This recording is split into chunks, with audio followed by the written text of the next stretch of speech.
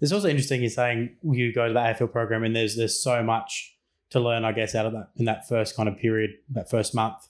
You got to know that's a forward. You got to know what the backs are doing, setting and then what are the inside mids, how they're set up, and all that sort of stuff. But like a lot of people don't know, there's that sort of in like detail that everyone has to know at a football club. Absolutely, it's crazy. Yeah, I think that's what I had no idea about. But the education sessions that you do are probably the most tiring parts of your football program in the preseason, regardless of how long you've been in the system for. You train all day and you get conditioned to going in and training, and maybe you do weights straight off the track, or maybe you have lunch and then do weights. But then in the afternoon when you're tired and you're starting to unwind, you need a couple of coffees, and then you go straight into an hour to 2 hour. It's mentally draining, it's mentally because and that's where it gets you. Is that at the end of the day you're knackered, you want to go home, and you're trying to turn this on, and that's where even at St Kilda, I was 23, 24, and it still got me because I had 2 years out of the system, and I come back in, this is just once again, you know it's on another level, but you don't experience it until you're there. Yeah. So what was it? So a typical week, probably, to be fair, pretty easy to explain that, because every day kind of is, some days are similar, some days are different. From Monday through to Saturday, let's go like a pre-season when you're at Collingwood. That first year, what was that kind of like a Monday? Collingwood had at the time, I'm pretty sure, Monday and Friday we bookended the week with our bigger sessions. Wednesday was still a bit of a blowout. Thursday was off. Yep. And Tuesday was a half day. So a big session is Monday and Wednesday and Friday. Not as much Wednesday, but Monday and Friday certainly were just massive footballing sessions. So they can go from anywhere from 9 to 13, 14 Ks, depending on what kind of week you're having. And then you come off, you have lunch, you go into the gym, and then you do education sessions, and you get home, and you usually get home 4 o'clock, 4:30. If blokes want to do more touch, they go out and they do more touch, more kicking, recovery.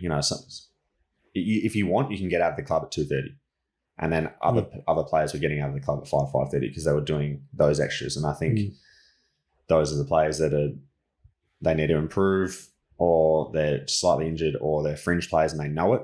And it's also about improving, but it's also about the coaches are seeing Jonathan Marsh staying back till 5:30, and that puts a good impression in their head, rightly or wrongly. That's what the system is. Tuesday, you'd probably do like something off legs, so a boxing and just a bit of a flush blowout. Wednesday is a little bit more of just purely football skills, maybe some running, not a heavy gym session. Thursday off, Friday, same as Monday. Yeah. And then at Collingwood, you'd have Thursday and Sunday off. So Saturday morning was a little bit of a trail run. So that went from anywhere from 6 Ks to 8. And it sounds so tough, and it was tough for me because I'm not a great aerobic athlete. So I really struggle with it, but you don't pull up sore from it, which is weird. I know it's, your third pretty much running session of the week, but it's pretty much just to flush your legs out. You may go have a swim, but then you go and have breakfast with your boys. You're done by 10 a.m., which is, that was pretty cool. That was a nice day that you get it done early and then you just move on with your weekend. So when you went to Collingwood, did they sit you down and say, this is what we, like, obviously you were light, did they say we need to put weight on you for you to play AFL? I never had a chat like that. Okay. I think everyone at Collingwood kind of understood that I was a bit of a project player, except me. I thought I was just going to rock up and play. Once again, quite naive as a player and ignorant. But yeah, I certainly had a lot of people telling me, I had a good frame for being a bigger boy, and it's time to put weight on. But it wasn't sit down or you need to put on 10 kilos before you play an AFL game. It was more, for me at Collingwood, it was, the gym work's coming, but the football IQ stuff really needs to improve. Okay. And I struggled with that when I first got there until they moved me to be a key position backman. And that, for some reason, made it click for me. The structures, the understanding the game and the speeds of the game. It made it easy because I'm seeing everything in front of me. So I understand when the ball's fast, when it's slow, what I should be doing, more so as a forward where I just thought you just grab the ball, try and run in really quick, turn around and kick goals kind of thing. It made me understand the game on a whole new level. So there was that move to the back. Was that after a year or so? It was about 4 games into the first season of AFL. I was just playing horribly, and I was getting so anxious before a game about playing VFL already, and I just thought, this sucks. This can't be it. And I actually had one of my greatest coaches I've ever been coached by is Craig McRae, who's now at Hawthorn, but he was at Collingwood at the time as development coach, and I had one of the worst halves you'd ever see. I had 3 touches as a forward, and he came and gave me some strong feedback, and I kind of turned my back on him and was like, "This is like bullshit. Like, don't speak to me like that." And he just wanted to tear my head off, and I just couldn't get it. And then anyway, so after the game, we had a good heart to heart, and he just said, "You can't show me that side of you. You need to trust me, and I'm giving you feedback because you need to trust me, and I'm saying the right stuff." And that kind of, it was one of those situations where your relationship takes 2 steps backwards and 7 steps forward. Yes. And we just became, after that, inseparable.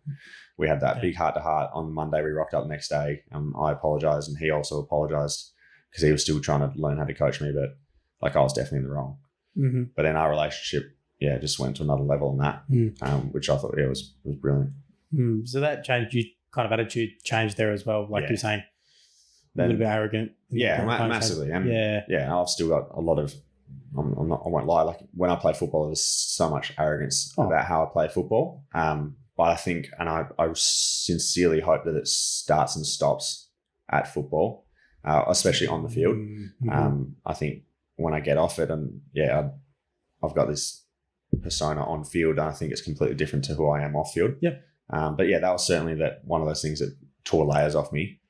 And, at 18, it's hard to self-reflect, but that one really, I drove home, I rang my mum, and she goes, "Mate, like, this is AFL, so you're in the wrong."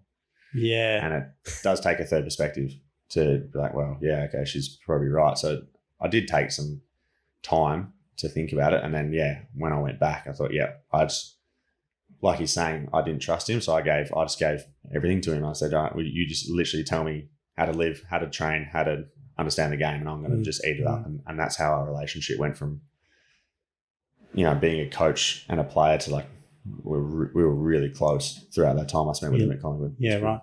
That's self-reflection, like you said, is massively important, because then if you take everything away, like you step away and you reflect on it, you don't have that emotion. Like you're not in the moment of being heated, and that you take it away, you're relaxed, and you get to think back what happened. Like, man, I like blew up for no reason, or I said that where I probably shouldn't have said that, or maybe next time I need to do this better. 100%. Like my